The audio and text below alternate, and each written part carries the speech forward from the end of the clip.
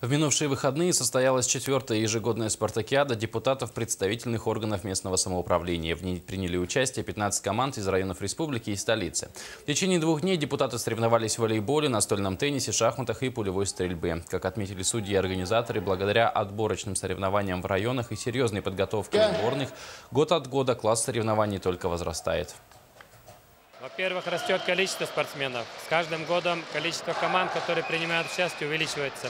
В этом году очень хотела принять участие команда Лёкминского улуса, но вот из-за гололеда и так далее не смогли они приехать, было бы 16 команд. Растет качество игры, и в волейболе растет качество игры, и в теннисе, и в шахматах.